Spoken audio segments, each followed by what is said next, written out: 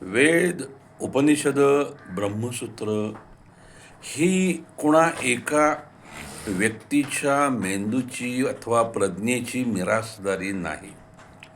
या वाङ्मयामध्ये अनेक जणांचा सहभाग आहे.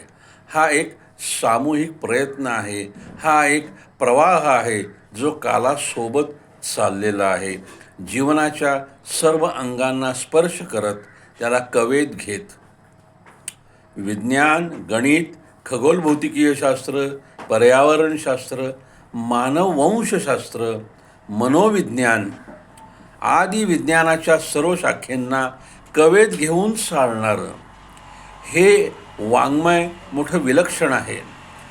ज्याही परदेशी अभ्यासकांनी या वाङ्मयाचा अभ्यास केला ते याचे शिष्य झाले, भक्त झाले, अनुग्रहित झाले आणि या वाङ्मयाचा उर्वरित आयुष्यामध्ये त्यांनी सर्व जगभर प्रसार आणि प्रचार केला.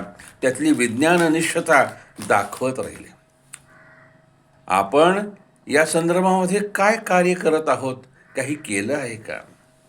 आपणही विज्ञाननिष्ठ दृष्टिकोनातून त्यातल्या तत्कालीन विज्ञानाचा, विचार परंपरेचा आणि जीवनाच्या सकल अंगांचा अभ्यास करण्याचा प्रयत्न केला तर आपलं व्यक्तिमत्व निश्चित बहुआयामी आणि बहुगामी होईल.